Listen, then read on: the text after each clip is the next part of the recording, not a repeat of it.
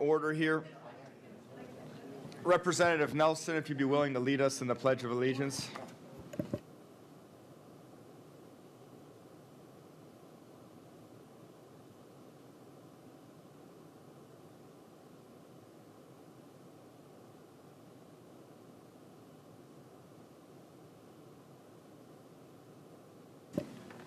Having these hearings on a session day is a positive. We can have a lot of exposure with individual representatives being here, with media, but it's also a negative because there's a lot of things going on. So there will be a lot of representatives coming in and out today, but right now, the representatives that are here, if we can have you guys introduce yourselves, starting down there with Representative Cook. From the 50th District, Greene, and parts of Washington County, where we invite you to come home and go big, Rep. Bud Cook. Good morning, Jill Cooper, District 55, Westmoreland County. Thank you for being here. Good morning, I'm John Schlegel, represent the 101st District in Lebanon County. Josh Kale, Beaver, Washington County. Good morning, everybody. Tornacker, Adams, and Cumberland County. Good morning, Jim Rigby, Cambria, Somerset County, 71st District. Good morning, Nelson, sorry. Representative Eric Nelson, Westmoreland County. This is my roommate. It's like Felix. I'm just ready to roll, brother. Let's get this thing going already. Good morning, David Rowe, 85th District, Union, Snyder, Juniata, and Mifflin counties. And I don't believe we'll have to worry about anybody online today, but if we do, you know the drill. Raise your hand. We'll call on you for questions. Today, we'd like to keep the testimony brief so we can have an extended Q&A period. There is a lot happening today in the Capitol. You know, as everybody here knows, higher education is something that is extraordinarily important. It was important for me from a personal standpoint.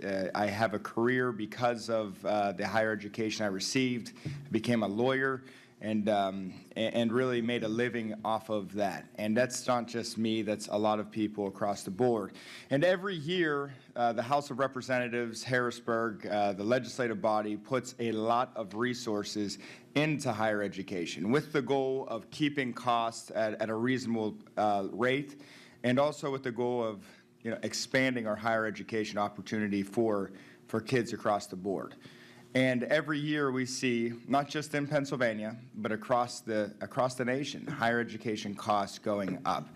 And today we just want to find out why. What is driving this? How can we help in ways other than just throwing money at the situation? And how can we help and be useful to our higher education institutions, which are very valuable assets to Pennsylvania?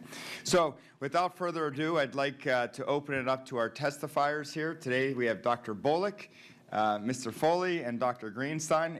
If we could start with you, Dr. Bolick, and go from there. 3 to 5 minutes if possible, and then we'll just open it up for Q&A, and we'll go from there. Well, good morning, and thank you, Chairman Kale. President for the Community College of Allegheny County in Pittsburgh. I'm representing the 15 community colleges across the Commonwealth. And the community college play a vital role in providing access to high-quality education and workforce training. We serve on an average of about 230,000 students. You will find that it's a very diverse student population, with 42% of our students coming from minority, along with low income and a large percentage of female first college generation students. What we pride ourselves on is the ability to work very closely with business and industry to ensure that the programming that we offer aligns and supports the needs in our various communities. The other area that I think is important is affordability. Community colleges have worked diligently over the years to ensure that we keep our costs at an affordable price to ensure individuals have the ability to access our institutions, get high-quality education, earn the credential that prepares them for work, or seamless transfer to the four-year college university of choice. However, funding continues to be an area of concern. We do fund our institutions by 3 sources, by the Community College Act. County or to support our sponsor, which can be county, school district, or school district, county, or city of Philadelphia in Philadelphia. tuition and state appropriation. The amount of state appropriation has decreased over the last 10 years, which is below what is helping our institutions to be able to stay afloat. This will vary from institution to institution in regards to the amount of sponsor support that we receive. In Allegheny County, we get about 26%, which is on the higher end compared to some of our other institutions. So it's important that we look at how can we ensure that we are providing equitable funding to support our institutions to achieve the goals. We graduate a number of students, and the areas which we do very well is in nursing. We are one of the largest producers of nurses across the Commonwealth. At the Community College of Allegheny County specifically, we graduate about 350 nurses a year, have very strong NCLEX pass rate for first-time nurse takers. We also work very closely with business and industry to ensure that programs that we offer in the areas that are emerging are accessible for our students. So when we talk about costs, in order to introduce new workforce programming, that's where funding is important, because in order to ensure that we are aligning the skills with the industry market, we need access to those resources to ensure that the equipment that our students are trained on aligns with what industry is doing, and this will ensure that they are well prepared to go directly into the workforce. We also look at the areas of dual enrollment, because many of our students in our high school districts, we want to, one, introduce them to careers, provide them early access to higher education, make them college ready, align to careers, shorten the time in which they will complete their studies, and that would ensure, one, increase their intent to graduate from high school, seamlessly transfer to a community college or four-year college of choice, complete their credential earlier, go to work, or transfer to the four-year college, and there has been a lot of success. You will see that our graduation rate is lower than the typical four-year college, and a lot of that is because of the students that we serve. The majority of our students are part-time. They start, they stop, they start, they stop, but over 6 years, you will see about an average of a 30% graduation rate. This will vary depending on the program. Nursing, you'll see a lot higher because it's full-time students. Part-time students have a lot of different diverse needs. During the pandemic, we experienced a lot of challenges that really put additional demands on our institutions, requiring additional resources, which included food insecurity, housing assistance, transportation, child care, mental health services, and the list goes on. So the additional resources will assist us in ensuring that we are equipped to support the success of our students so that they can seamlessly complete their studies, get a competitive job, transfer to a college of choice, and be successful in their careers. So I appreciate the opportunity to talk today to highlight the important value that our community colleges across the Commonwealth bring to 67 communities across Pennsylvania. So thank you. Thank you, Mr. Chairman. I represent the Association of Independent Colleges and Universities in Pennsylvania. I'm a recovering college president myself. There are 90 independent nonprofit colleges in Pennsylvania. They educate about 280,000 students, which is a little more than half of all the four-year degree-seeking students in the Commonwealth. We did an economic impact study a couple of years ago. They generate $24 billion every year for the Pennsylvania economy. That's 1 in every $30. They sustain and support 195,000 jobs. That's 1 in every 32 jobs in Pennsylvania. They produce 44,000 new workers every year, graduates who stay in Pennsylvania to work. They are embedded in 60 communities across this state. Many of them, you know them from the towns and localities that you represent, for an average of 137 years. So they are part and parcel of those communities. They are economic drivers.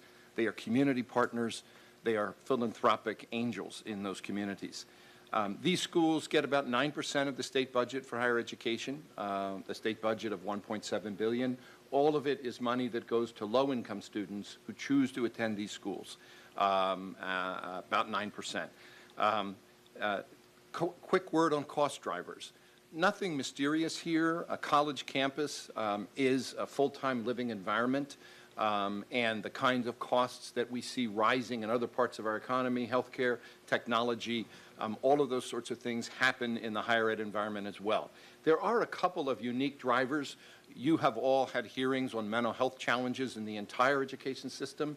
The higher ed system is not immune from those challenges. There are more of those kind of challenges now. We deal with many more non-traditional students. 49% of adult students pursuing a bachelor's degree in Pennsylvania go to these schools. They have different needs that we need to satisfy for them. So those are some of the drivers that are maybe unique. A couple of key numbers, and then I want to just focus on suggestions that we would have. Key numbers, 45%. That's the percentage of low-income students in Pennsylvania, students who get FIA or Pell Grants, who attend these schools. That really surprises people because they assume that they're in other schools that are more publicly funded. Second number, 13,057. That is the average net tuition and fees at these schools. Those are numbers that come every year from the U.S. Department of Education. They've got this whole thing that collects all this data. That is exactly $95 more than it was 5 years before. These schools get it.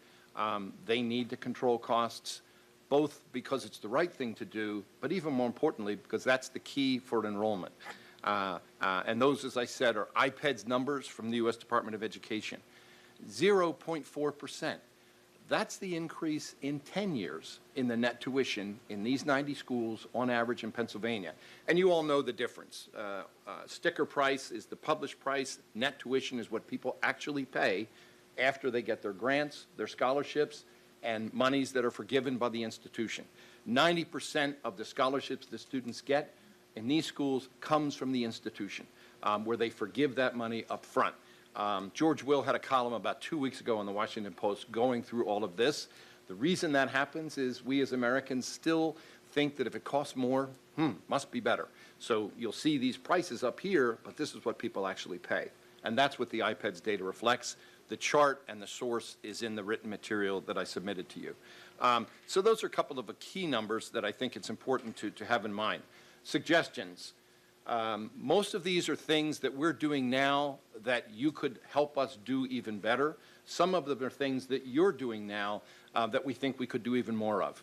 Number one, fully fund the FIA programs.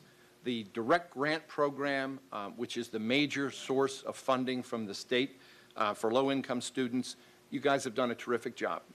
You have gotten it back to, it had to be cut because there wasn't revenue back in 2007 and 8. We're now above that level, but we're not even close to what the level would have been if it was inflation adjusted. Basically, students have lost about $5,000 in buying power. So if you could keep your attention on that, you've really worked on that in the last 4 years, gotten it up to the highest dollar value it's ever been. It's just lower than the inflation adjusted value from 2007 and 8. Second, keep investing in the Ready to Succeed program. That's the program that helps families whose income goes up to $126,000. That's more than you would be eligible for in the direct grant program that I just mentioned. That was created during the Corbett administration. It provides $2,500 grants. The one change that we'd suggest there is there's a minimum GPA to receive that grant for a family of 3.25. If you're a student in college, and this was my experience, you're working 2 jobs, one inside and one outside. It's really hard to get 3 A's and a B every single semester. And in order to get that grant, that's what is required by FIA right now. If you change that, that would make it eligible for more of those, I guess, middle-income families up to $126,000. You raised that income level last year, and that is really appreciated by lower to middle-income families in Pennsylvania. Third suggestion, and this is something that we do now, but I think you probably could find ways to facilitate and encourage this even more, is encourage collaboration that cuts costs within a sector. So we have 90 schools. We have 28, we call them efficiency programs, that save money. So not every school needs or can afford a cybersecurity staff. The schools that do a lot of research have to have that, but the school that I was president of, the school that you attended, not doing the kind of research that people are trying to steal, but there are still real issues of cybersecurity at every institution. We're the fiduciary, ACUP. We have 33 schools who we hire an entity, they pay a lot less to be able to acquire that service, $8,500 a year. So somebody tells them every month, do this, this, this, and this, and don't do this. very efficient. They would have had to spend a lot more money to build that service inside their school.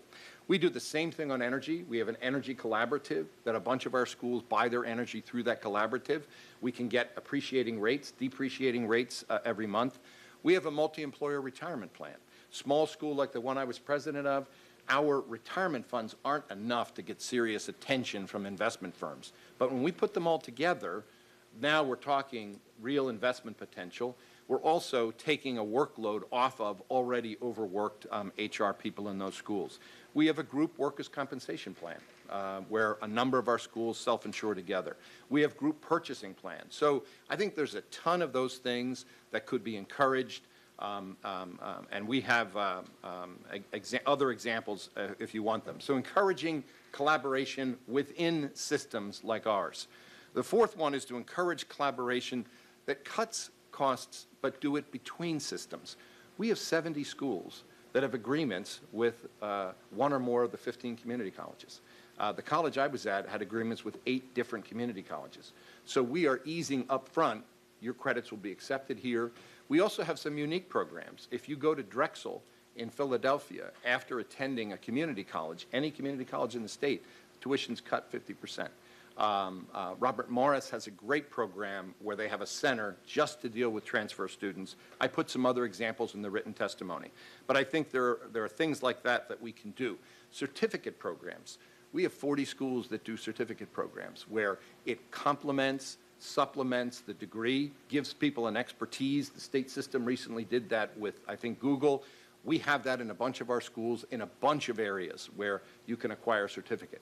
Stackable credentials. We have 10 schools that participate in a national model program where we have companies like Google that write the curriculum. The student can do an 8-week course while they're doing their regular curriculum and build more credentials that they can put on their resume and that are important in terms of making them employable.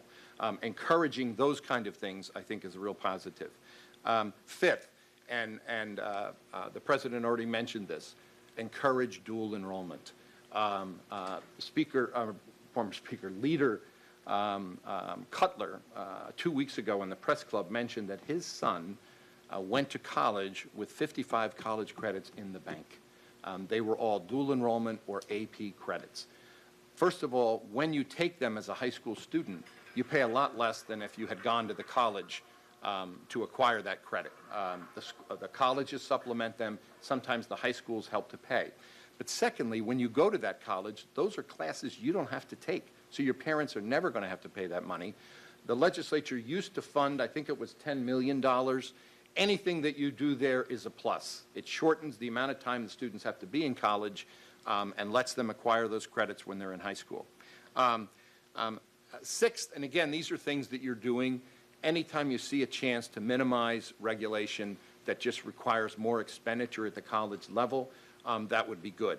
I have an example with me. There are tons of data collecting entities at the national level.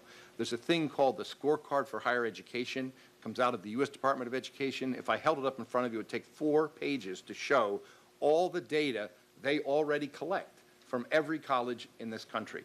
And when you want data, you just need to go there. There are actually 5 or 6 other entities like that collecting data.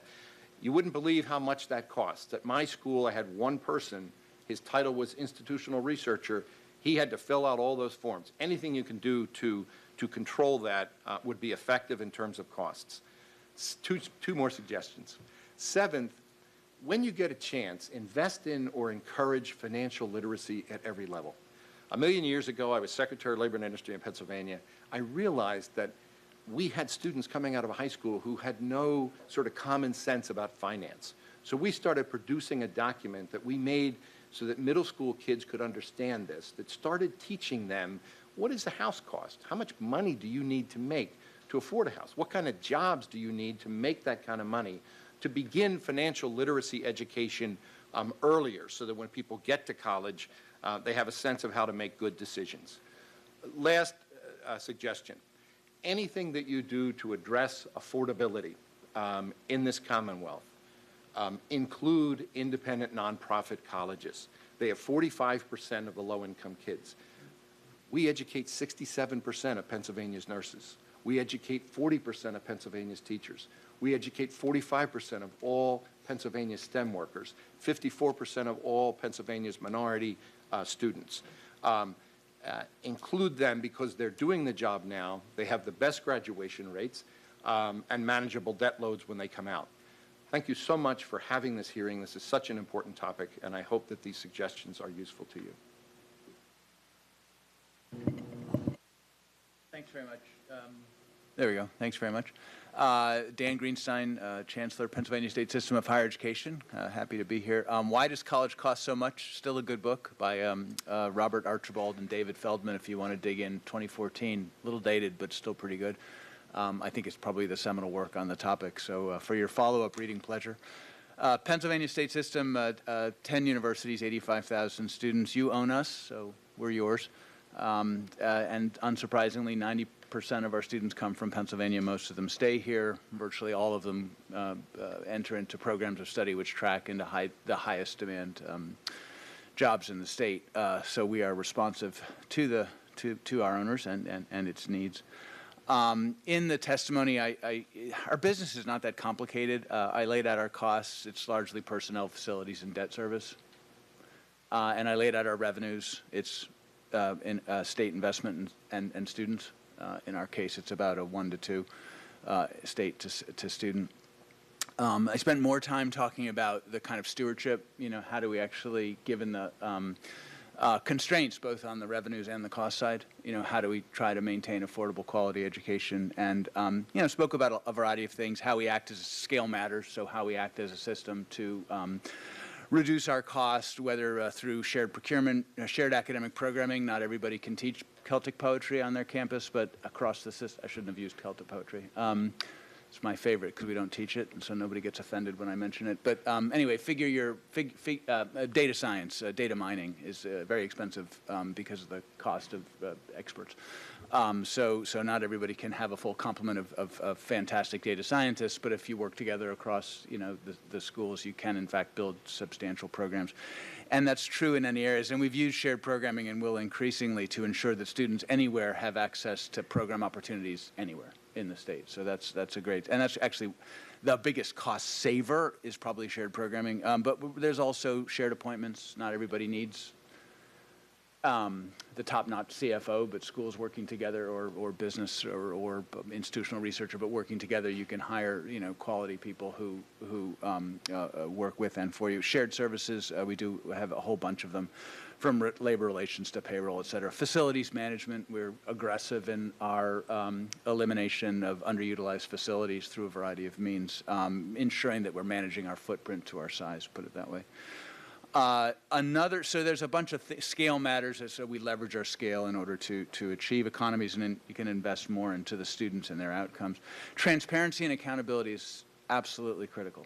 And obviously, because we're owned by the state, we tell you everything there is to know about us in gory detail. I know all of you are spending countless hours on our data dashboards that are available to the public, looking at things like the diversity of our staff and student body, looking at our students' outcomes, looking at the our various costs, looking at various affordability indicators, seeing all the data in disaggregated format so you can see any differences that might materialize between different student groups, low income versus higher income, black versus white, et cetera. So all of that is there for you to see. Why? Because you invest public dollars, and we believe that you deserve that. But as importantly, our students pick up 2/3 of our costs, and even more than you, they deserve that. They deserve to know where they're. So that kind of transparency is important, but it's also important to us as stewards because it forces us to be very conscious about where every dollar is being spent and what the outcomes are. I have testified in the past, that as a taxpayer, I think, forget as chancellor, as a taxpayer, I think that level of transparency is important. It's important to me as a citizen of the state of Pennsylvania. I want to know where my taxpayers' dollars are going, and is it a good deal? Continuous improvement is the last thing I mentioned. Higher education changes dramatically. It's like any industry today. It's changing as a result of all sorts of different things, demographic change, technology change, et cetera. Teaching today is different than it was 10 years ago. Enrollment management, recruiting students, is different today than it was 5 years ago. every aspect of our enterprise is different than it was 5 years ago. And so we have to invest in our employees, our most important resource, and we have to ensure that they remain current. And so we work as a system increasingly to identify areas where we need to stay current. We work together to identify, what's the best practices or what's the threshold practice that we want to see at each of our universities, and then we work together to help each other achieve those levels. We started with budget for obvious reasons, budget management. We moved into academic program management. What are the most effective ways to manage an academic program? We're now moving into enrollment management, and as we continue to go, we will get closer to the student experience, advising, student supports, pedagogy, et cetera, teaching. So that continuous improvement is a big deal. It costs because we're investing in people, but it returns in revenue because if your people are operating at the highest possible level, then you're getting more students who are staying around longer, so it drives revenue. So, and you're getting a better outcome for the state because they're staying longer to a degree. Some suggestions I've made in the past, which I'll just repeat because I can't help myself, in testimony to the Higher Education Funding Commission before the pandemic, whenever that was, 2019. Higher education is evolving so rapidly, the state has not evolved to keep up. Very few have. It, in my humble opinion, requires fundamental rethink, so I'm glad you're having these kinds of hearings. I would consider thinking about funding by by pathway. We fund by sector. We have always funded by sector. Historically, our sectors have emerged. There's K-12, which has multiple sectors. There's higher education, which has multiple sectors, community college, vocational technology, private colleges, state-related, et cetera. Students don't think so much about that. They're like, I want to become a nurse, or I want to move through life, right? I'm going to be educated. It's no longer the case where students go for 2 or 4 years, you stuff everything into their head that they're going to need for a lifetime, and then they go on and have successful careers. They are going to be in and out of higher education throughout the course of their lives, continuing to upskill and reskill in order to remain current in whatever today's job market brings. We do not fund that way, right? We fund by sector. And so, the transfer conversation we're having is to overcome the barriers that exist between sectors. Imagine a world in which we're actually thinking about pathways for engineers or for nurses or for, name your outcome. So there's a concept. Invest in data systems. Honestly, you're flying blind. There are some great national data resources. They don't give you anything like the kind of visibility you need in student pathways. What happens to the student who graduates from a Philadelphia high school? Where do they go? Where are they 10 years later? How does their performance in the job market reflect the education that we have? We have that information for the Pennsylvania state system. You actually have in your midst probably the best student level record data system in the country, if not in the world. It integrates general population, education, student cost, and workforce data, so we can see where our students come from, what happens to them in college, and where they go. We can use that data to identify where they're stopping out. We can make interventions to stop them from stopping out. We can do all, but we're just the Pennsylvania state system. A fraction of the number of students. You need to have that visibility, in my view, into what's happening across the state so you can marry supply and demand and make sure that your dollars are actually going to the place they need to go to in order to get the result that you want. We're far behind states like Florida and Georgia and Texas and Tennessee and Kentucky, just to name a few, which have student unit data, which allow them to understand educational outcomes across the entire spectrum of educational supply, and they're able to make policy accordingly, and as a consequence, their outcomes are far in excess of what we see here in Pennsylvania. So student unit data is something that, I know it's challenging, but it's something that the state is falling far behind on. I would think about funding cross-agency. I'll give you a perfect example. Counseling, student mental health and well-being is a major problem. Right? It's a problem in schools, it's a problem in community colleges, it's a problem in four-year colleges of all ilk. It doesn't matter what sector they're in. And it is beyond our means to fix at the individual institution level. It simply costs too much. You can imagine combinations between public health and education which help us address those challenges directly so that public health and wellness is being taken care of on a regional basis through a combination rather than reliant individually. It's a way of achieving scale in a high-need area. You can think of other combinations between labor and industry and education in order to address, workforce needs, assuming you have the data, right? Which we do on the workforce side. not so much on how we connect on the education side. So funding across agency. And I'll stop there. There's some other things I'm sure that will come out in conversation. Last few points I wanted to make. Not all universities or colleges are the same. I think that's come out. It's important, and in ways that affect their costs. So I didn't put that in the testimony. I think it's important to identify at least 3 key factors that change the cost structure within higher education size. You can achieve a huge number of efficiencies. I was working with Southern New Hampshire, which has 200,000 students. Their unit cost of anything is far below what you can accomplish with 5,000 or 10,000 enrollments or 17,000 enrollments. Mission, right? A high-intensive music program is going to be much more expensive than a place that focuses on social sciences, for example. So subject matter and the balance matters. So size, mission, and subject balance, I think, would be the 2 things that would affect an institution's cost structure. So I would just throw that out there and look forward to questions. Thank you. Thank you. And since we began, we had a number of reps join us. We have Representative Wentley, Representative Hogan, Representative Struzzi, Representative Rowe, and Administrator Delozier. Did I announce you? Were you here at the beginning? Okay, I'm sorry. He's worth announcing twice. All right. We're just going to go into some Q&A now. I have some quick questions, and I'll hand it over to the members. You all spoke about different things that your institutions are doing, and something that came up, and I'm about to show my ignorance as far as the cost of college. It's been a while since I've been in college, and my oldest kid is 12. So I have a feeling I'm going to learn a lot about this subject in a couple of years, but I'm not quite there yet. Different majors, different studies. There was some notes that different issues or different studies cost different for whatever it is. Engineering probably costs more than political science if you're majoring one over the other. Tuition, is it based off of how much it costs to train the kid, or is it just standard across the board and based off the child's demographics and applications for scholarships and test scores and stuff like that? I talked a little bit about the difference between sticker price and net tuition. Sticker prices will vary. Engineering costs more than some other majors.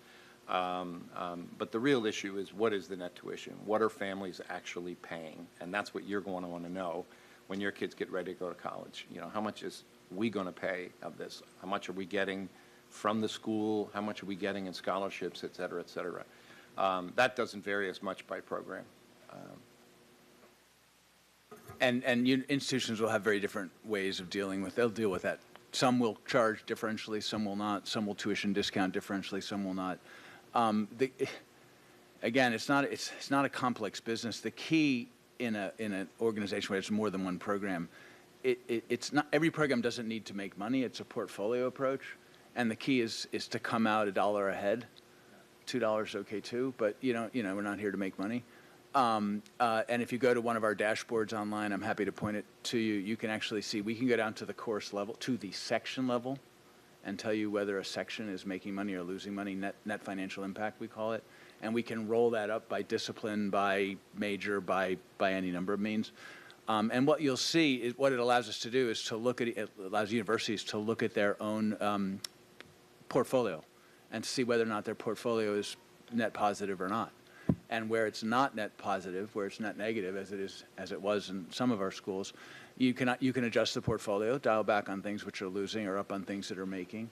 Or in our case, we began to combine schools, to integrate schools in order to achieve a net portfolio, positive portfolio balance. So again, data are really important. They're important for you and for me as taxpayer citizens and consumers. They're important for us because absent really good data, we can't make really good decisions. And just to give you that's an example of the use of data in stewardship. So when I was talking about data, I neglected to talk about the internal uses of it.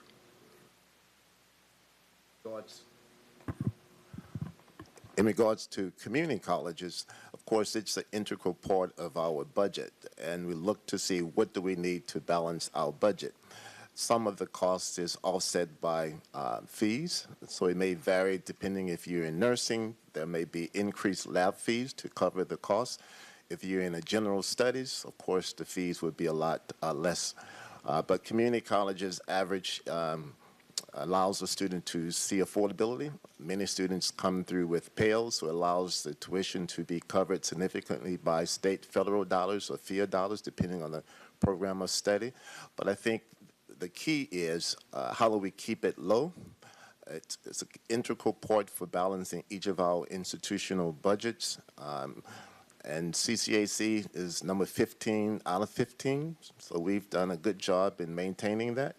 It's not that we're proud of that, but with the support that we get from the county and the support that we've received through our tuition and fees, it has allowed us to maintain high-quality instruction within our institutions.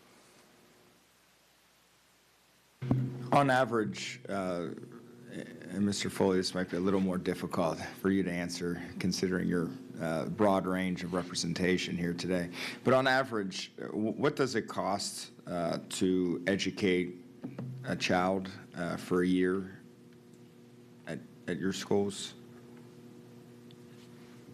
So the net average expenditure per student, I think, at our school is $17,000, but that doesn't answer your question, because a high-need student from an under-resourced community who comes to college with a 2.5 as the first in their family to go to college is fundamentally different cost structure than advertising a student who comes from a third generation, has immense family resources, education to the college level or beyond was expected from the time they were born, which is different yet again than the cost of educating an adult who's working full-time and has a family and wants to come and take an online program. So I think it's really, I mean, if there's a key takeaway, or one key takeaway, it is that higher education institutions are dramatically different, and they will have, as a result, different cost structures in the way we've discussed, and students are very different.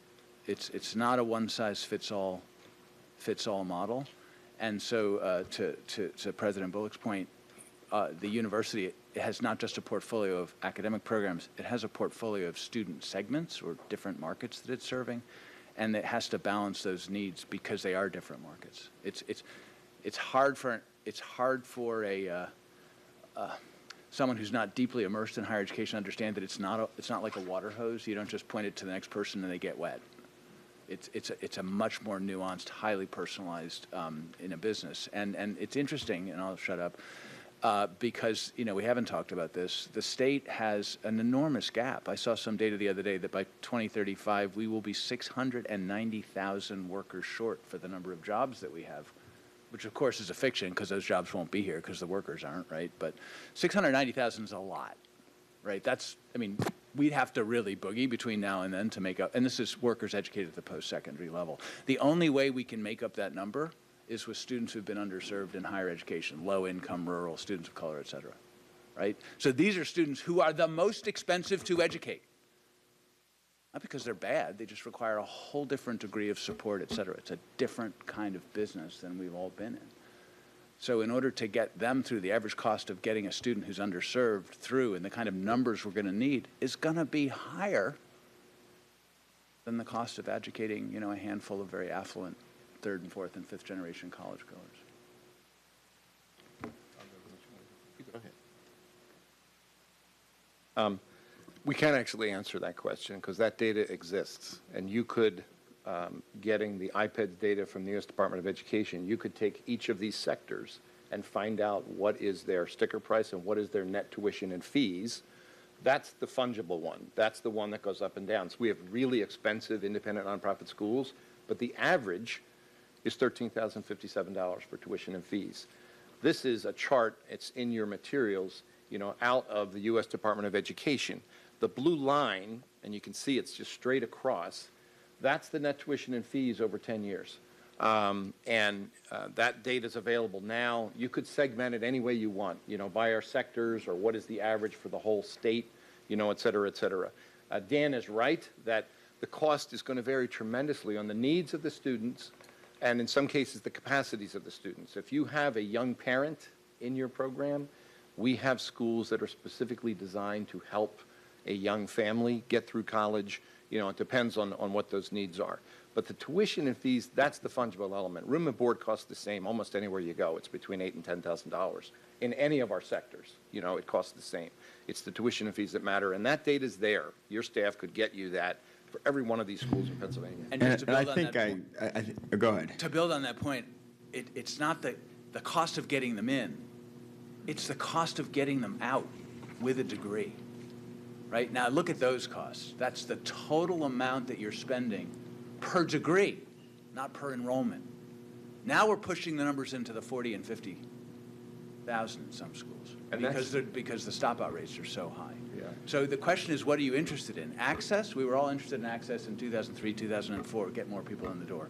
Today, then we became interested in outcomes, get them out the door with a degree. Now we're interested in jobs, get them out the door with a degree and a job. So if you're looking at the true cost, I would look at today, and given today's need, is the amount of money we're spending on education per job at the other end, or even per salary dollar earned. We don't get those data. We're good at access, because that's 20 years old stuff. We're getting good at completion, because that's newer. But if I'm in your shoes, I want to know what's it cost me to take a student from this particular location and get them into the education they need to get a job there, they can support themselves, their family, and contribute to the community. That's a different measure. You can get a lot of that data too. You can get data by school on what is their graduation rate, what is their graduation rate in 4 years and 6 years. But you can't get earnings data. Only we have earnings data. No, I'm the old Secretary of Labor and Industry. Right. Which is where the data that Dan's talking about is coming. That's all the unemployment system data. Correct. Folks, where they, have Social Security numbers and they can track it. Dan already has a relationship. Correct. That costs him nothing. We're going to pay something so that we have that long-term data from the state government on what they have. We already have that data in a lot of our schools, but we want to have it across the board. But the data, I think your question is, that data where you want to know if somebody's taking 5 years to get through, that's going to cost more. So you want to know, what's their graduation rate on time? Because that 5th year, they're not getting FIA, they're not getting Pell, and they're probably not getting college aid either. It's all designed around a 4-year model. So, and as I say, that data is available. Again, you could get it by school, you could get it by sector nationally, and that'll explain why student debt is higher in some places that you're thinking, why is the debt higher? It's because it's taken more than 4 years for somebody to get through. And that's absolutely critical, and that's something, the subject we're talking today. My question actually was more geared toward the other side. What's the cost on the institution to educate a child, not what's the cost on the child and the family to get educated? And the question is, it costs something to just put them through courses. But again, I would say, what's it cost to get them to a degree? And there you're going to be looking at the total amount expended on instructional and academic support services, total amount spent per year, and number of students graduated per year. The number's horrifically high in some places. If your stopout rates, if your graduation rate is 30, 40, 50%, half of your students aren't getting out. And you're doing an evaluation, which is dollars per degree, numbers are going to look different than coming in the door. In regards to the community colleges, it will vary from program to program. We do have a funding model that if you're full-time, you pay a flat cost for 12 to 18 credits, which allows a student who's full-time to complete their education averaging from 2,400 to 3,500 per semester, depending on institution to institution. But the bulk of our costs is in personnel, ensuring that we have skilled, high-quality professors that are strong in their discipline to ensure that they connect and provide the instruction for our students to learn the competencies to be successful for transfer or to be prepared to adequately go into the workforce. Last comment, I think your question also goes to, in the end, social mobility. What are we doing so that a family's trajectory changes? I'm from a family of 12. My grandparents came from Ireland with no formal education. 11 of the 12 of us got a degree, and you could go back and document. So that's a big social mobility change in 2 generations. There are entities that do that. There's a thing in Washington called Third Way.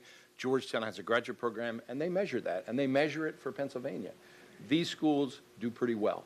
and I can give your staff the list of how people fared in that kind of a study. But that's one way to measure it. Are you really changing a family's trajectory when you have, as I was, a first-generation college person? Has that changed that family? There is data. I would agree with Dan. It's not, we would love to have more of that kind of data. But there is data nationally that you can get that evaluates Pennsylvania schools, on that regard. And I would also add, in addition to just the instruction, there are a variety of supportive services that our students require, because we serve first college generation, very diverse, single household, which require access to online tutoring, in-person tutoring, access to mental health services, access to emergency dollars, and the list goes on. So in addition to what we may charge through tuition, there are supplemental funds that also are required to adequately equip and support student success. I guess one of the things you might be hearing, so we say the Pennsylvania state system is true. We're the lowest cost provider in the state for a 4-year. But that's not really the question. The question is, what are you interested in achieving? Because the measure you're going to get is going to vary depending on what outcome you're looking for. So if you're looking for the cost of getting students in the door, it's an access measurement. That's the cost of tuition, net price of attendance. If you're looking at the cost of degree, talked about that, it's going to be higher because there's stop-out rates. That's the number of dollars spent in instruction against the number of degrees that are produced. If you're looking at the cost of mobility, then you're going to say, well, what's mobility? Is that moving from the first, which is the lowest, to the fifth quintile? That's going all the way from very poor to very wealthy?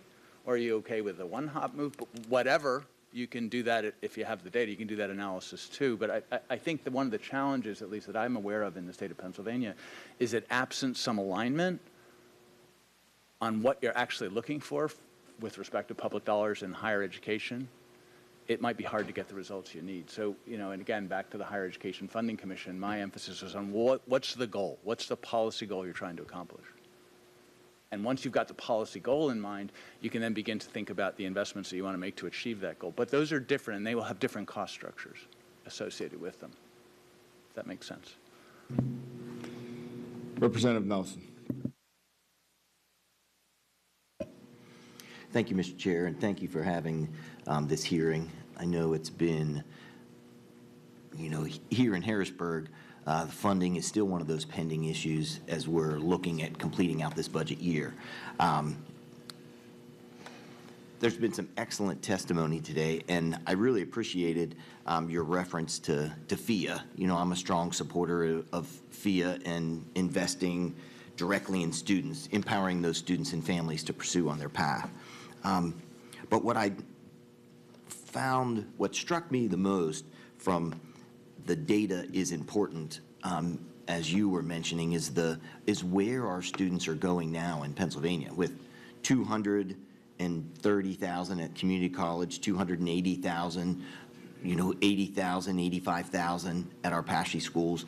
Can you touch a little bit on your perspective of how the state is currently investing in each of those students? Because the investing in directly into FIA, which could help everyone and increase those families up to $250,000 receiving grants versus selecting individual universities. Community college is getting about $1,000 a student. I have a community college in my district. I have a University of Pittsburgh campus in the district. Those students get $9,900 a student.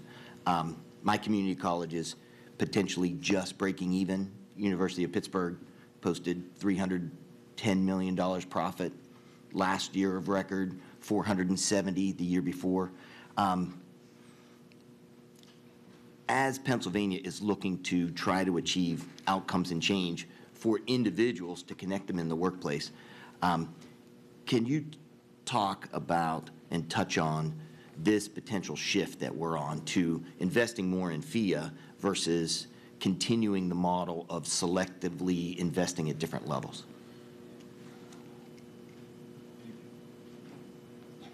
So, I'm going to come back to your policy outcomes, because again, it's going to be different depending on what you're trying to accomplish. So, and to give you a concrete example, if you're trying to accomplish a high degree of workforce alignment and there's a massive teacher and nursing shortage, you can look at ways where you distribute money via FIA to students who are going into nursing and teaching. And you could even look at ways in which students who go into nursing and teaching actually do, or they have to repay right? So if you're simply looking at access, making higher education more affordable, then it's kind of a different program, if that makes sense, because it's just getting money in the hands of anyone. If you're looking at equity, then it's about getting money in the hands of people who have most financial needs. So again, I think the policy objective is super important, thing one. Thing two, there is a lot of discussion around shifting the burden of educational costs to the student. I think the challenge with that, I think anything that gets money in the hands of students is good, as far as I'm concerned. I think one of the challenges with that is what are the controls on the pricing that's available then across the scope of the landscape. The reason that public higher education has been around is partly in order to ensure that at least one segment is there to serve low and middle income students who might otherwise not have ability to go to a higher cost to supplier. And so, there's a challenge that what would happen is that the price will tick up if too much money is going into the hands of the student, so it's a pure market effect, that the general price would go up, not necessarily a bad thing depending on where you're located in the socioeconomic spectrum, but it would damage significantly low and middle income students, which is what we're seeing in the state of Pennsylvania, which was low and middle income students are participating much less in higher education. Come back to the workforce need, there's not enough wealthy people left to fill that $690,000 gap. So I think one of the things you want to be aware of is how do you get enough people through into the pipeline and institutional level investment, which ensures some base level funding for institutions that are able to then keep their costs low. And as you saw in our testimony, from a public institution's point of view, we're able to be the lowest cost four-year provider in the state solely because of the state's investment. And as the state's investment increased over the last several years, thank you, we have frozen tuition for 6 years directly as a consequence. So just give you a sense that state investment at the institutional level allows us to make those kinds of decisions. Well, and as we jump across the testifiers, because I'm really interested in everyone's response, I appreciate also that we included the cost of housing and food, because really families aren't looking at $13,000, they're looking at $23,000, $26,000 at now 6% interest or 8% interest. So an $8,000 grant that is not repaid without raising taxes, that can be a potential game changer when parents are struggling to pay interest-only amounts for their children. How does that impact? For community colleges, of course, the high priority occupations, the FIA is an excellent source. It does require preparing individuals to go into each of those fields. Nursing, of course, is an area that does have great traction, and we are yielding great results. The cost per FTE is right now around $5,100 per FTE. Compared nationally, it's about $7,000 plus. So looking at that change to close the gap will also shift. When you look across each of the 15 community colleges and the funding sources that are used between the county or the school district, there are different rates. So it makes it more difficult to have one ideal because it's not equitable at each institution. If each institution had a third and a third and a third from our sponsor, it would allow us to look at the data differently to determine what, in addition to what we have, would be equitable to support. But we do maximize FIA for our high priority occupation because we train large percentage of individuals going into the workforce in the areas that are unique to our various industries in our communities. But looking at that FTE cost would support an increase, would support our institutions to ensure we have the adequate funding and operations to support continued programming in each of the FIA areas. Let me just say a couple of things, Representative Nelson. First, we are very fortunate in Pennsylvania. This is a phenomenal education system, higher education system. We have world-class institutions in both the public and the independent nonprofit sector. I mean, truly world-class. We also have first-rate community investors in locales and in regions. I always joke that I never needed a focus group because I was born into one with 11 siblings, and we've experienced all of these systems. Now, all of us were educated, ironically, of the 11 with college degrees went to independent nonprofit schools, but a number of them got other degrees from state-related institutions. Our 3 sons were all taught in public schools by a lot of graduates of state system schools. So we've had a positive experience, you know, with that whole complex of higher education that we have in Pennsylvania. That said, second point, FIA's got a 60-plus year history. In my position, there's about 40 people who do what I do in the country in other states. I will get calls from the other states saying, who can I talk to at FIA? Because we hear that's a model program, you know, in how these grants are distributed and how it's run, et cetera. And it is, of course, based on income. When Pennsylvania gives money for students, it's always been based on income. Of course, it gives a lot of money for institutions as well, but monies that go to students, it's always based on income. And I would advocate strongly, if you have extra money, that's where you should put it. You know, put it for students who have income needs, and you'll get results. And the FIA has done studies on graduation rates, on debt levels, which they can make available to you. Higher graduation rates for FIA students, lower debt levels, average almost $10,000 less in debt from a student who gets a FIA grant. Those are real numbers, you know, based on our students over 6 decades of history. So anything that you think about in terms of affordability at higher education, you know, I would advocate that it track the income of students. That made all the difference. Most of us grew up before there was a FIA, but we all benefited in my family from public programs that helped to finance education for people who did not have the means. So that you know, I would never advocate for less money for higher education, period. This whole complex is important to Pennsylvania. We produce 44,000 new workers every year. These guys probably produce 16 or 20,000 new workers every year. These guys produce thousands of new workers. They're all part of that complex. But any money that you feel you want to put into this, I would advocate strongly that you make it track income levels, you know, however you accomplish that. And you can also look, Dan and I had this conversation about outcomes and performance-based measures. There's a lot of those out there. You can look at those, you know, and ratchet, you know, if you do a better job, you're going to get more money, you know, those kind of things. But I hope that answers your Thank you. Thank you, Mr. Chair. Administrator Delosier. Thank you, Mr. Chairman. Thank you for the information that you're sharing. And as a board member of FIA, thank you for the advertisement for FIA. We appreciate that and appreciate the support because FIA's main goal and one of our biggest objectives every single year is the grant program and making sure that we continue to increase that grant program for students. One of the issues, I have 2 questions. One question is the fact that one of the biggest gaps and one of the programs that FIA does have but is not nearly as robust as the grant program is the Ready to Succeed, which is the middle-class individual, middle-class family. They make too much for the grant, they don't make enough to write the check.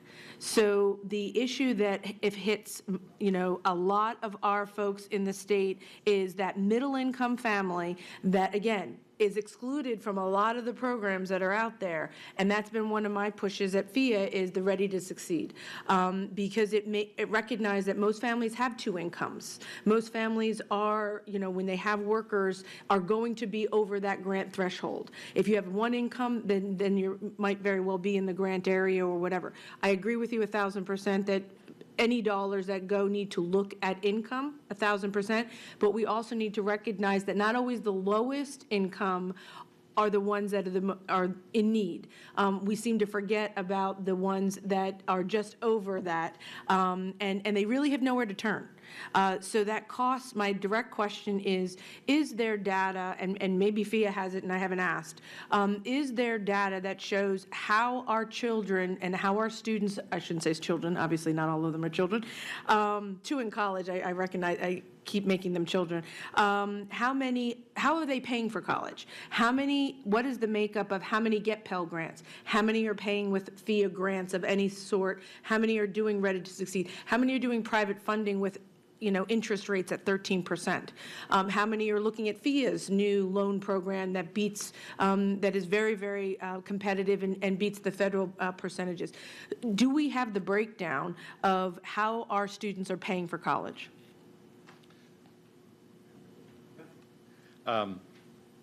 That's a big question. We are hugely supportive of Ready to Succeed program. The change that the legislature made just a couple of years ago where you raise that income level, really important. It's $126,000 now. Could probably go up more. I mentioned a little bit earlier the GPA requirement. I'm an example of somebody that worked 2 jobs in college, one in the college and one off the campus. And I said, right now, you have to get 3 A's and a B if you're taking 4 courses every semester to stay eligible for that money. That's tough. That's tough. If you're working 2 outside jobs, you have other responsibilities. So doing something about, my argument is just if the college deems them eligible, that they're still in school, why would you deny them the chance to get a Ready to Succeed grant? So either eliminate or lower the GPA requirement, because I think it's toughest on the students who have the most challenges, which would include a lot of students at community college who are working full-time jobs, et cetera, et cetera. So I would say that, and I think the work that's been done in the last couple of years really important on that. And those are the folks that I think you all recognize most caught in the crunch. When you get in that level, well, you're not making a lot of money, and when you put 1 college bill, let alone 2, you're really in trouble. So totally agree with that. On the data question, Representative, they do have data on the graduation rates and on the debt. I'm not sure if they have data on all of the other things that you were talking about. Do you know, Dan? Yeah, the answer to your data question is no. We just don't. Okay. I mean, we're flying blind. So we don't have any clue as to how our hundreds of thousands of students in Pennsylvania pay for their college. And the reason I ask the question is really to look at the root of the issue as to the fact of how much are families bearing the cost, how much are we working social program or state programs So you know how many in a good way? You know how many have Pell? Right. Pell counts. You know how many have FIA? FIA counts. You don't know how many, you have a sense, but not a very good one, of how many have private loans. Private loans, okay. We know how many have public, federal loans, they count too. But we can't join it up, and we can't join it up by school, right? So this goes back to the data issue, right? You don't have a level. Can we take those 3 issues and the remainder assume that they're private loans? Or family contribution. Okay. So, I mean, and you want to then disaggregate those data. So to your first question, it is the middle class which is being squeezed. It depends on the data you look at. They're not enrolling at higher rates than other income groups. And if you look at the lowest 3 of 5 quintiles economic wealth, you'll see that the 1, 2, and 3, about the same % of a household income is required to send one person to college, about 35 to 45%. And that's going up at a much higher rate than higher income 4th and 5th quintiles. So those are sort of national kinds of data. So you're right on the middle class being squeezed, if I can put it that way. But yeah, I mean, the data, the policy conversation which you're having and the data available, we have aggregate level data in some areas, but you're talking about issues which require a much more granular approach, which allows you to go down to the individual and institutional level in an anonymized way, of course. Okay. And I appreciate that. And the ability for us to recognize, like I said, we will continue pushing at FIA for grants to increase that number and keep up with students, because as you said, I think the dollars need to follow. I also believe that some of our, with our state affiliated, in-state tuition type of conversation, we need to continue to have that it follows, in my opinion, should follow the child and be proportionate, whether, no matter what school it is, whether it's Penn State, whether it's Pitt, whether it's Temple, whether it's, the vet school. So some of those conversations I think still need to be had have. And I think that FIA does as much as it possibly can. I think it's, we need to, when we're doing the budgeting, I, would just ask that we take a look at what FIA is doing right, and have the conversation about when we're funding it, not per student, how we modify that and make it a better model. So thank you very much. Representative Schlegel. Thank you, Mr. Chair. And I apologize. I had a committee meeting, so I've been in and out. So if this question has been asked or answered, please let me know, and I can find out the answer after for the sake of time. But my question probably has an indirect impact on the cost of higher education. So let me ask it this way. What is the trend currently in terms of students being able to transfer your credits to other institutions of higher education? Is that difficult? Is that fairly fluid? Can you talk a little bit about that, please? You're smiling. I was going to, community college. Let's go back to 2006 when the Commonwealth of Pennsylvania established the TAOC, the Transfer Articulation Oversight Committee, that put in place a 30-credit seamless transfer to our state institutions. Nothing has changed since 2012. Within our various areas, however, we have worked very closely with our PASHE schools as well as our private institutions to create seamless articulation agreements. And most recently, we worked with PASHE to update the articulation agreement in 2021 and most recently in 2022, so that we do have an established up to 60 credit transfer, which will offer new opportunities for students to begin their studies at our two-year colleges and transfer to the four-year college of choice, which will allow, one, affordability, because cutting the cost in half by being able to pay lower tuition for the first 2 years and all of the credits transfer versus being required to retake courses will minimize that cost. So having that new articulation agreement is a win for our two-year colleges as well as our PASHE institutions. And it also offers an opportunity to say that students who complete their studies at a two-year also have increased success for completing the four-year college once they transfer. On the independent nonprofit colleges, I mentioned earlier, Representative, 70 of our schools have articulation agreements with our community colleges. The college that I was president of, we had 8 different community colleges with whom we had those arrangements. Some of them have very special programs. I mentioned Drexel. If you go to Drexel after community college, you get a 50% tuition break. There's some other examples in the material. I think everybody is moving in that direction. It's clearly the right thing to do, but it's also an imperative because everybody's looking for students. And so everybody has every motivation to move in that direction, and I think that'll continue to happen. I also mentioned earlier that we have lots of programs that will also complement what happens in community colleges where people get certificates in a particular area. It's not a full-fledged AB or BA degree, but it is a qualification for something important that is usually supported by industry. We've positioned so that people can acquire stackable credentials. There are 10 of our schools in a national program where the kids can take an 8-week course while they're doing everything else. It might be in code writing. It might be in some other specialty like that that's approved by an industry leader, so that when they graduate, they not only have that degree, they have something that says the person can write code, or this person is qualified on the Google certificates, et cetera. So there's a lot of that going on. Always want to do more. And I would say, I'm about 15 years in this.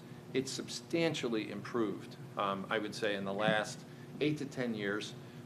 Probably mostly because people saw that enrollment cliff and they want to make sure they get these students. Just to add real quickly, President Bullock was being too modest and didn't say, we're going there. He and his college is going well beyond this. We were discussing IUP faculty coming and teaching in the upper division on the campus at Allegheny in the business program. I'm hearing of universities who are looking at having community college faculty come and teaching on their campus so that students have on-campus additions. The other, I think, exciting opportunity that Tom has mentioned is really, you know, how do you count credentials that are non-degrees like the Google, et cetera. Again, it's a kind of a data thing. We don't actually have an index of all the credentials that are offered across our universities and colleges, both degree and non-degree. We're building one at the Pennsylvania State System because we're hoping you guys are going to take it over. But it would give you the opportunity then to sort of map more directly. So a student would know if I'm taking a certificate in X, where can I go with it for credit towards what degree? So there's some, I think, real powerful opportunities in the future. Thank you very much. I appreciate the response, and I think it would be great for more of our families across the Commonwealth to hear this response. So thank you. Thank you, Mr. Chairman. Representative Struzzi. Thank you, Chairman Kell. Good morning, gentlemen. Morning. I think there's been some really great testimony today, but I think one of the most profound things that I've heard is the actual cost of higher education. You know, we focus on tuition rates, freezing tuition rates, but tuition rates aside, the actual cost to get a student from the freshman level to graduate is exponentially higher than just the tuition rate. And so what that tells me is that students are coming to our institutes of higher education unprepared for college. And so I think as we're having this discussion about funding higher education, it also needs to include funding K through 12. And with that said, I'm curious as to what data you might have. Do you look at where the students are coming from? You know, are they coming from the public education system? Are they coming from charter schools? And do you track how that K through 12 education impacts their cost for higher education, their graduation rates? Because I think that really speaks to the overall educational conundrum that we face right now, and that is, you know, how do we get a student from even pre-K all the way through college to a life-sustaining, family-sustaining career? Can you speak to that, and do you track those types of things? Thank you. I'll start. Of course, the community colleges have very strong connections with our public school districts, with an increased percentage being charter schools. One of the advantages and why the request for funding to support dual enrollment is it allows early intervention to connect students while in grades 9 or 10 to begin to explore next steps and to become college ready by taking the first few courses, college level courses, to determine their readiness, as well as to closer align them to potential degrees. Students who go through the dual enrollment programs are more likely to continue to a 2-year or 4-year college. In Pittsburgh, we have the Pittsburgh Promise. So the Promise dollars support students to go to any of these PASHE state colleges to continue their studies. The community college gets the largest percentage of those students. And when they come into our institution, we ensure that they have the supportive services to support them by utilizing success coaches and mentoring programs to mentor and connect them to the necessary resources for success. Students who complete us and transfer to a PASHE or a private institution have a greater success for completing their bachelor's degree and beyond. So there is significant costs from the very beginning, which is including the online tutoring or in-person tutoring, advising, counseling, mental health, and variety of extracurricular costs that students may also voice, such as laptop, internet access, and other material things that are integral for their learning experiences. Just a couple of things. Absolutely support what Quentin just said about dual enrollment. I think more investment in that gives kids a better sense of whether they're ready, as well as the institutions. Secondly, Pittsburgh Promise, that program, kids can go anywhere. They can go to an independent nonprofit school, not just a state system or state-related institution. I think that's the way to do it. Third, take off my hat as the ACUP person and go back to when I was president of a college. The school that I was president of, 60% of these kids were first generation. 50% of these students were Pell FIA eligible. 90% of them were in career-directed majors, a lot of health sciences.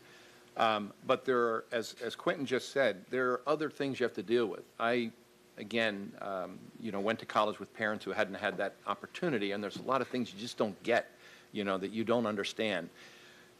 You fund something, and it's connected to FIA, called Institutional Assistance Grants, and a school gets money depending on the percentage of FIA students that they have. It's not a lot. The whole pot is $26 million, split between 90 independent nonprofit schools. My little college, with 1,200 students, got $300,000 a year.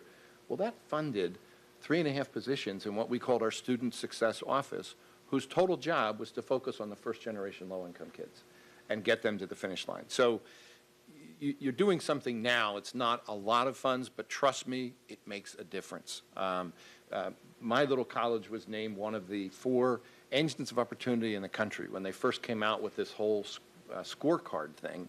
There was a school from California, a school from New York, and a community college in the Dakotas. Because our graduation rates were so far higher than what was predicted for the socioeconomic status of our student body. And I always said, I think it's because long before lots of other people were doing it, we were very focused on those first-generation kids and the kind of challenges they would have. It was personal to me, having come through that. So there are things you're already doing. We could do a lot more of it, we could do a lot more of it. 1,200 students and 3.5 people to serve them, it's tough, and 60% of them are first-generation. And just to add, I think, so a moment ago we were talking about the pathway over a difficult barrier. I'm going to call it a barrier between 2-year and 4-year. Now we're talking about the pathway over a difficult barrier between K-12 and what can we do to actually improve flow down that pipeline. So now I've mixed metaphors, and I apologize. One of the challenges, again, is that I'm going to be a one-trick pony. We're kind of flying blind. If we had a state longitudinal data system, we would know for every student at every school, what the pathways are that students are taking. And we would know where the weaknesses are, and you could target investments accordingly. So now we know grossly what college-going rates are per school, right? But we don't know what the connectivity is between schools and the students who do, their high school graduates that do go on, where are they going, how are they doing, et cetera. So a student longitudinal data system would allow you to target those investments to identify where the weaknesses are, just like we do with it. We collect these data within PASHE. We use them to identify, I'm going to call them loss points, right? That's where students struggling. Where do the data show people are stopping out, falling away, right? With those kinds of data, you can actually see the patterns, and then you go and you target your interventions accordingly to try to shore up those losses, right? But absent those kind of, the other thing you can do with a student longitudinal data system is you can look at where, they're doing this in New York, where a school is sourcing where an underperforming school is sourcing its teachers from. You can look at where they were educated, where they're going, and are there patterns which show you where the strong education schools are because you want to amplify the strength, right? So again, I think that there's so many things we could do to identify and target loss points. Right now, I think we're doing a great deal of work with the kind of gross at the gross level, throwing money basically at different known issues. But you have a cost problem. That's why we're here, presumably. So you want to target that funding in a way that sort of nails outcomes. So before we're talking about, okay, what are you trying to accomplish? Those are your policy goals. And then do you have the information you need to target the interventions or the funding in ways that help you achieve those policy goals? So just to clarify, do you have some of that data within the PASHE system? Or Sure, but we're only 80,000, Right. 85,000 students, right? And it's not good enough. I mean, it's great for us, Yeah. but from a statewide policy perspective, you need to look across the sweep of education, Right, K-12 right. and higher education, and you need to tear out that sort of sector-by-sector approach. And that's what states with longitudinal data systems do. That's where Georgia and Florida and Texas and Kentucky are just killing it because they can. And that's exactly the point that I'm trying to make, Chancellor. So I appreciate the feedback from all three of you. I think it's important that we understand, what success rates come from public education, charter school education, cyber education. As we're talking globally about funding education as a whole, I think we need to have that data so we understand where to invest in students at younger ages. So I really appreciate that. I hate to brag about other states, but Texas just introduced a whole new kind of analysis called negative ROI.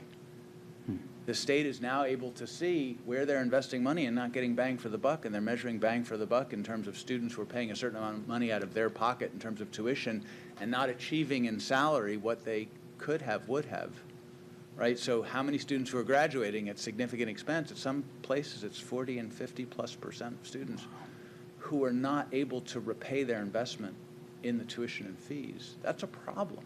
Right? And it's only just coming to light because they're able to look holistically at students as they move through education into careers and to do the evaluation. Could I just say one more thing about data? I think you can tell from our testimony, we all love data.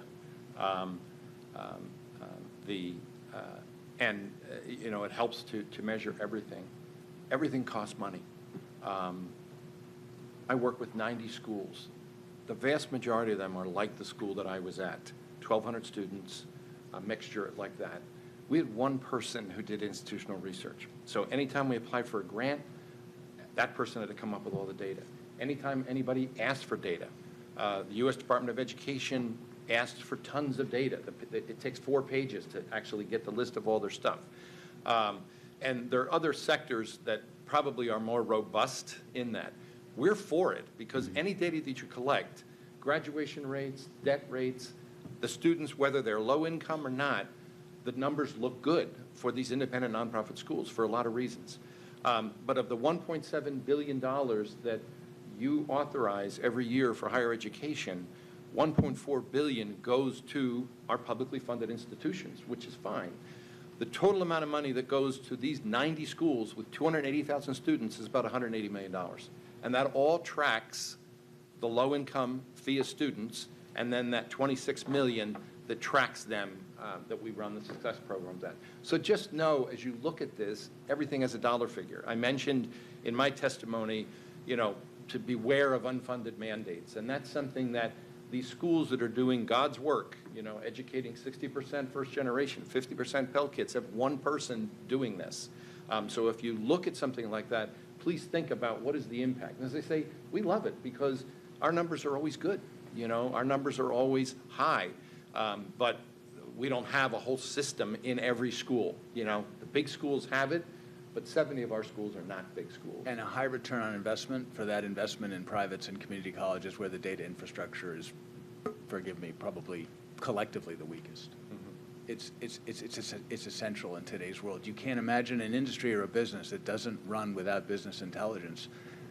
And think about the impact, since Tom's point as well, is that whatever benefits you as policymakers doubly benefits the managers of those institutions who then have great deal more visibility into the performance of their enterprise than they might currently at the moment. So there's a high value in investment, and it tied to the transparent. Anyway, so I'll stop. Yeah, I appreciate it. Gentlemen, thank you for your time, and Chairman Kale, thank you for your generosity of time. Representative McCurry. Thank you, Mr. Chairman. Thanks for holding this really important hearing, and for the testifiers, good to see you all. 2 questions, really, and I'll be brief. I know we're running long.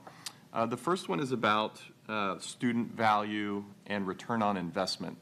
There was a study done last year by an independent organization called the Foundation for Research on Equal Opportunity, and they took a look at a number of colleges across the country, and they did a value calculation by college major, and it was a 20-year kind of income study result that showed the return on investment over that 20 years based on what they had achieved in college from a major perspective. And I thought it was really interesting, most notably because a lot of the colleges and you could sort and filter by what college and what major, and what struck me was that the value proposition for less than half, but in the 30 to 40% range in aggregate of college achieving students was negative, still negative from a return on investment perspective after 20 years. And so that struck me because I think we've been seeing that anecdotally across the Commonwealth and across the country as folks struggle to pay back what they've taken out. And also, we're aware of, students who are kind of, not sure what direction they want to take, and so they pick something, general studies, area studies. And when you look at this ROI spreadsheet, you see that those are the majors that end up below water, underwater after 20 years. So the question really is for you guys is, regarding student value, is it well past time that we start sharing data with students up front as they choose majors about the implications of those choices financially for them and their families? Because from my perspective, we see kind of a sticker price for the college. It doesn't go into nuance in terms of the return on investment. And the data's here. We have the data. So I'd ask you guys to comment on that, please.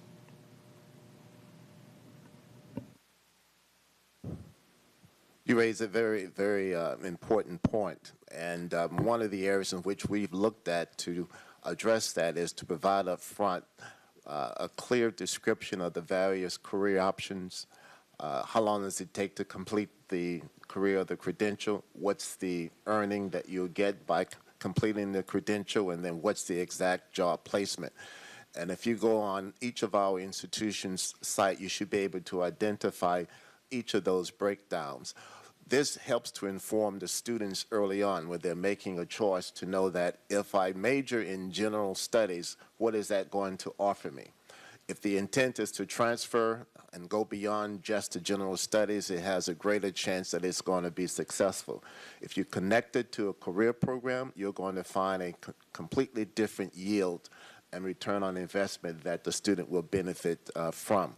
This also helps an individual understand that what is a 2-year versus a 4-year degree, because it also shows that you have the ability to earn an annual salary of X that will ensure that you are not working in a field that is not employable, earning a credential that's not employable, but getting a credential that will offer you competitive wage and earnings for the rest of your life. Then the last thing is, when you look at the affordability factor, how much does it cost to complete the credential? And when you can graduate debt-free and you have a career, the return on investment is going to be a lot higher than if you're graduating with significant amount of debt in a career that doesn't yield you an earning to cover the cost of your education as well as live your quality of life. I think that last piece was especially well said. I think it's always good to let people know. We talked about financial literacy earlier, that if you become a social worker with homeless women, one of my sisters has done that for 40 years, you just ain't going to make a lot of money. But if you become a CEO of a hotel enterprise, another of my sisters, you're going to make a lot of dough. Good for people to know that. I think we'd be in a lot of trouble, though, if that's the only indicator we look at, because who's going to be our daycare teachers? Who's going to be our social workers? And what Quentin just talked about, like maybe we ought to be looking at, there are some professions that are important to society. We still need people to work in daycare centers, but we all know they don't make very much. Do we do more at the front end when they're being educated to encourage them to get that degree? I think it's an absolutely fair point overall. Second thing I would say is, the general data, what you just said is absolutely true. There are some professions that are going to take a long time before you make your money back. But in general, there's tons of studies that document having a college degree, whether it's an AA or a BA. The New York Fed did the most recent one. It's a 14% annual return over not having a college degree. That's better than gold, literally. As I say, there are tons of those studies, wouldn't you say, Dan, that they all confirm you make more than $1 million more in your lifetime if you got the college degree than if you didn't. Now, my sister, probably not, my one sister, but the other ones, absolutely. So just knowing that as you factor it in and remembering Quentin's point.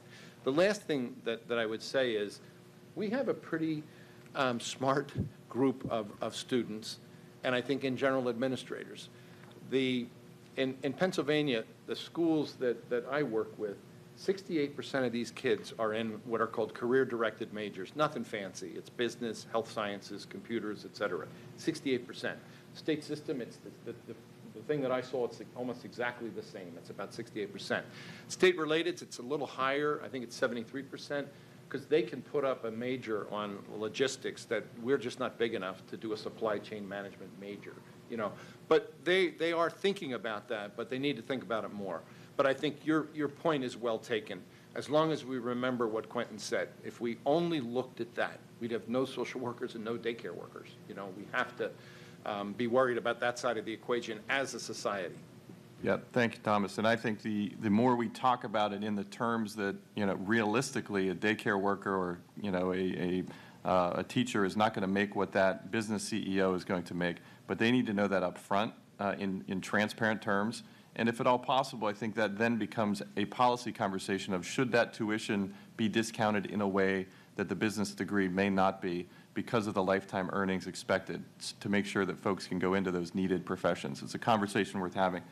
The other thing that I would submit to you all is recently Geneva College in Western Pennsylvania did something very innovative. This may have come up earlier. I missed the beginning. But their tuition promise, I think, is a watershed moment. And what they're basically saying is, for a certain segment of population of students, we believe our education is valuable enough, and tuition assistance from the state and federal is already generous enough that we can make this work. And that, at the same time, as we're being told by the state-relateds, that not only is what they've gotten recently in past years is not enough, but that their tuition has to escalate year after year, and in some cases in double digits year over year, in order for them to continue to give a discount to the students. And so I would ask for comments on the implications of something like this, and should we be factoring in, if Geneva can take a stand and do this for students who make in their households less than $70,000, should we be asking for more transparency and accountability from the state-relateds before they get another dollar? So I'm not going to touch the state-related component of that question. That's a surprise. I've already said I'm as a taxpayer, I think you should be asking all of us to be very transparent about every penny we're spending, and it doesn't matter whether those pennies contribute 7% or 25% of our revenues. They're still taxpayer dollars. And if you're not asking, our students should be, and their families, because they're their money. But I do want to get back to the Geneva Promise, and you know, I think that you'll find those promise programs at a variety of places, and that's a good thing, and that's an important thing, and being able to demonstrate where we can and how we can serve, especially underserved students. I do want to come real quick back to the ROI question. I think there's a lot of general information out there. We got to go deeper. We can tell you what every one of our students earns. We can do it by race. We can do it by the income at enrollment. We can do it by program of study. We can do it 1, 2, 5, 10, and I think 20 years after graduation. There's a lot of information there. And I can tell you for a fact that there's a good mobility story. There's a good positive ROI story to be told. You can go look at it because it's on one of our public dashboards. But it varies by race, by income, by region, by school. And we use those data to figure out, again, where there's weaknesses we need to strengthen, right? So we need to go deeper into that kind of information, to use that kind of information on negative ROI in order to shore up our investments. And I would argue that that's also important to the state. The only thing I would add, when you, and this is, I think, what Geneva did, those students, they know exactly how much those students will get in FIA grants and in Pell grants. And they can look at that number, and then they know how much they typically give a family that makes less than $70,000. They know how much a discount, forgiveness they're going to give, and they realized, we're doing that already, so why don't we advertise it, and we'll get more students. And I think a lot of other schools could do that. Return on investment, always a key issue. You have to make so many decisions in so many areas. The money that comes to the independent nonprofit schools, if you take the GNP value, which is $24 billion, and you divide it, it's 148 to 1 return on investment for every dollar that ends up with a student who chooses one of these schools. And I think everybody would agree that's a good return on investment. Thank you. And I'm going to give a different spin on it. I'm not familiar with the Geneva tuition-free, but I can speculate it probably aligns with many of the other designs. And if you look at developing a program that includes the first 2 years being a community college, which would remove the residential component and would allow some innovative ways that we collaborate with our four-year institutions, either bringing them to our college campuses to offer these year 3 and 4 to complete targeted degrees, could be one way of doing it. The other would be ensuring that there is seamless transferability from the 2 years to the 4 years. That would allow for the tuition-free component, and that would be an attraction. And the advantage, number 2, would be by earning their associates, it also makes them employable, which may open an opportunity for the employer to also contribute to the tuition that would reduce the cost of tuition that would supplement or support the free tuition program.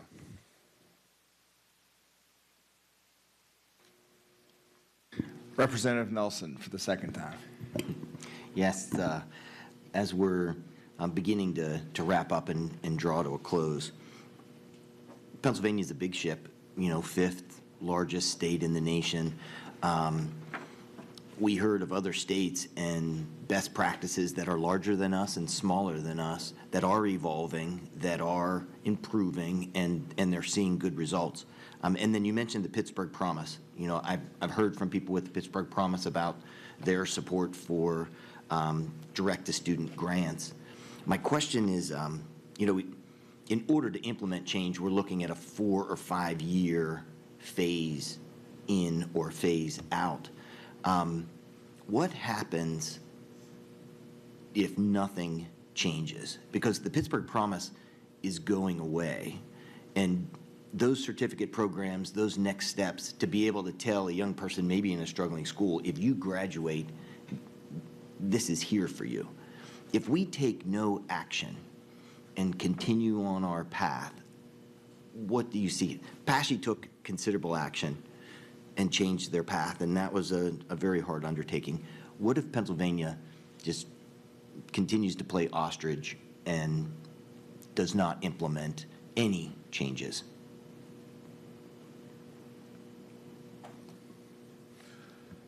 I'll take the first attempt.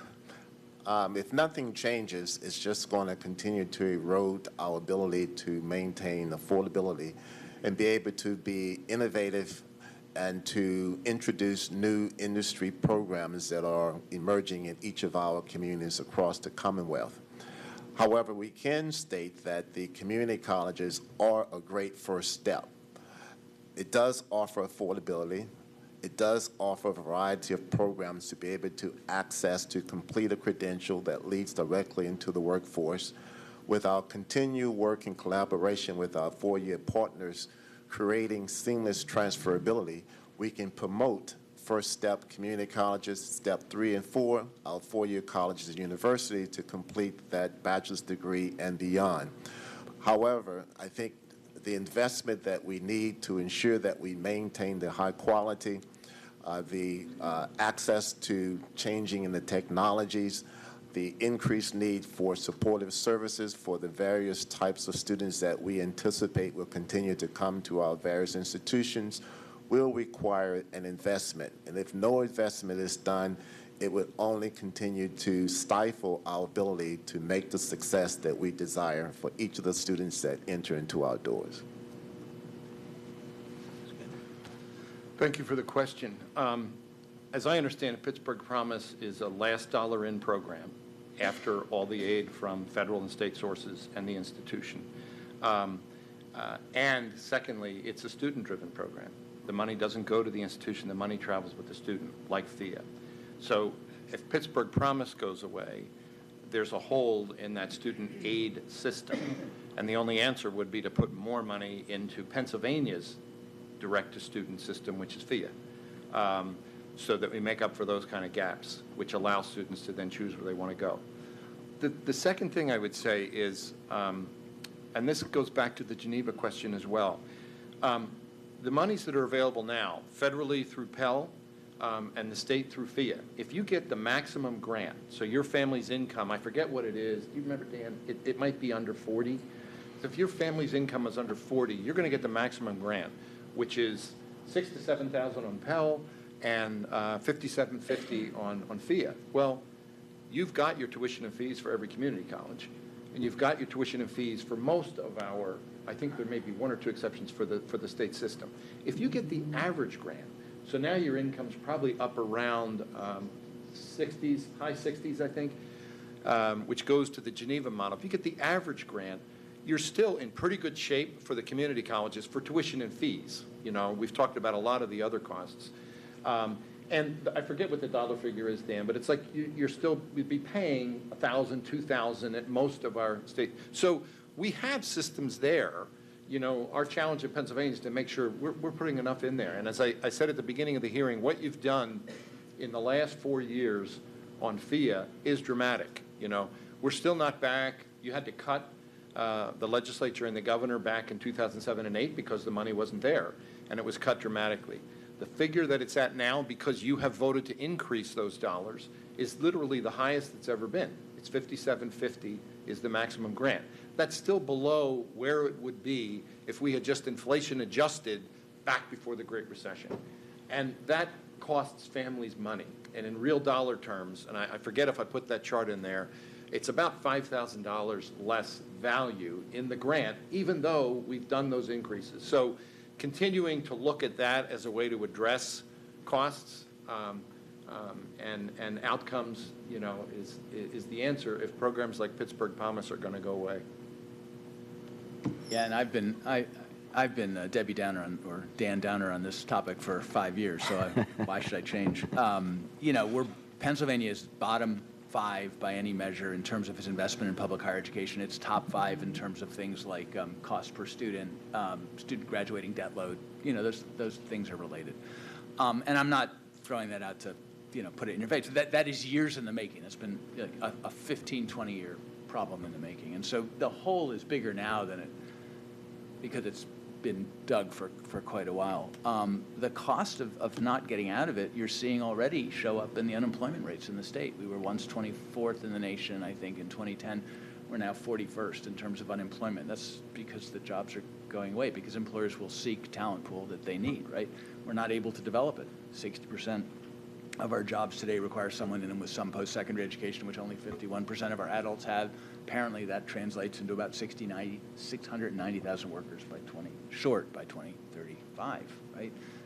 Already quite a bit short today. So, you know, the consequences of not beginning to chip away at this big problem, in my view, are significant. It gets right at the economic competitiveness of the state. Good news story, at least from my perspective, I'm sure these gentlemen would share it, is that when I wander around this building, this is one area where seems to be a lot of coalescence on both sides of the aisle in both chambers.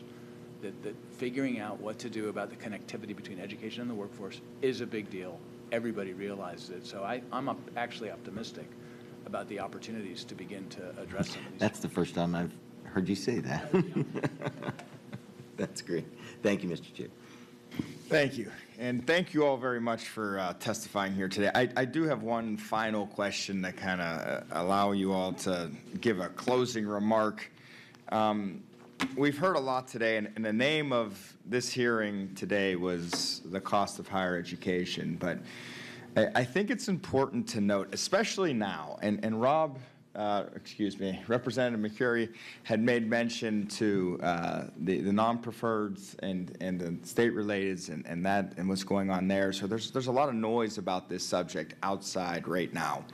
But I can tell you that the item that is driving that conversation, at least within our caucus, and driving the conversation on higher education is what we talked about here today. And it's not so much the cost of higher education as much as it is accountability in higher education. We have this system with a perception problem. And the perception problem is that you have students that get strapped down with debt, and they struggle because the debt is significant and what they're getting paid and what the lifestyles that they would like to live, it's just difficult. And now it's becoming a very, very public issue because there's discussions about paying off the debt via the federal government and other programs, all at the same time when the institutions don't seem to have accountability attached to them. And Mr. Greenstein, you mentioned today a number of times that we're flying blind. That we don't have data, we don't know what's actually happening with kids that graduate. And that's another way of saying we don't have accountability because, quite frankly, you can't manage what you can't measure. And if you can't measure it, then we don't know what the end results are, and we're flying blind, and that was a large part of the conversation today. So I guess from our standpoint, and this isn't just a 2-week problem or a 3-month problem, this is over the course of the next number of years problem, and it's not just state-related, it's not just community colleges, it's not just independents, it's everybody, because higher education is essential. I don't think anyone would ever deny that. But how do we ensure that we are getting that ROI? How do we ensure that institutions are meeting the needs of our students, meeting the needs of our employers, meeting the needs of Pennsylvania? And I don't think anyone believes, quite frankly, that the status quo is acceptable as we go forward. And we just need to find ways to do it in a way that better meets the needs of our constituents. So all of that to say, as it relates to accountability in higher education, how can we do a better job as institutions, as lawmakers, ensuring that there's accountability for our constituents who are going into higher education and who are paying for higher education? I think I have the easiest answer because we don't get institutional money from the state, so let me just go first and get that out of the way before these guys address it. Accountability is a huge issue.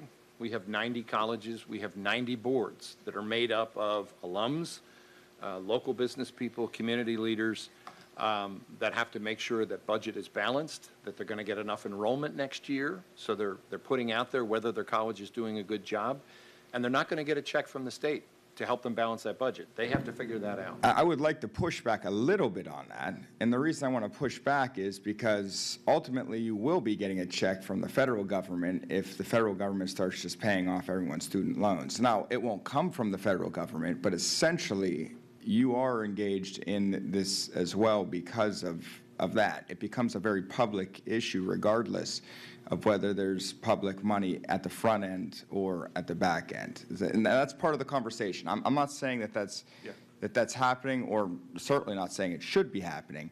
But what I am saying is that is a part of the conversation, and it's something that needs to be addressed as well.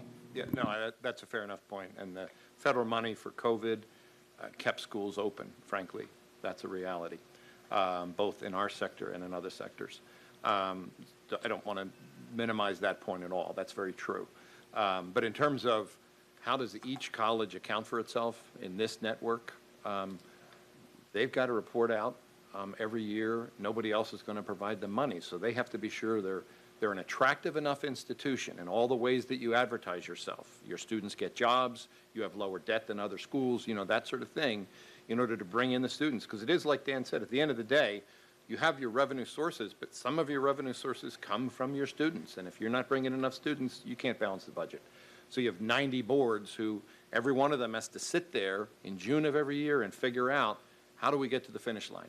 50 of these 90 schools were founded for mission reasons, educating groups of people that nobody else was educating, people who come out of industrial occupations, women, and that sort of thing. And that sense of mission is still there.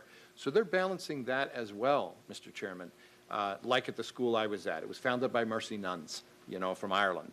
And we were still committed to, that's why we had 60% first generation and 50% Pell Kids, because that's what the school was about. So that's their piece. The only other thing I guess it's a little easier for us because we're not getting a state institutional check. We are getting the FIA dollars, And that data is there that shows our graduation rates with those families on time and their debt levels. You can see that sort of thing. But, you know, I think it's a fair enough question, and I hope that answers at least part of your question. From our 15 community colleges, I think the accountability on how funding is aligned with programming and the number of graduates that enter and exit will be a measure that we can demonstrate. But I'll take it back a little bit. I think showing how do we invest before they come to us to ensure when they come to us, they are aligned and prepared to stay with us to complete the credential to go into work or to transfer to the four-year college of university of choice. That's a measure that I think can also benefit because it will show when we invest early on and provide the necessary advising, counseling, mentoring, career exploration, they're better informed as to what do I want to do, what will it cost, what credential do I need to earn, and what would be my annual earning when I complete the credential, and does it allow for that seamless transfer onto a four-year college or university? We can demonstrate how that's tracked, and it would also be a measure. And then the last would be invest in where the demand is. And by putting the dollars where the demand is, it forces institutions to change what we offer and to offer where the need is versus offer perhaps what we've always done, that is what we're comfortable in, and that means targeting programming that's aligned with our various regions across the Commonwealth. I'd just close by, I guess, asking a couple questions. So one of them is accountability for who? Again, as a taxpayer, I'd want to see the same level of accountability for any taxpayer dollar that's spent anywhere, whether it comes through a federal source like Pell or a state source like FIA, or whether it's a direct-to-student or whether it's a block grant. I mean, it doesn't matter. They're all taxpayer dollars, right? And if that's not enough, I think our students and their families deserve the same high degree of accountability.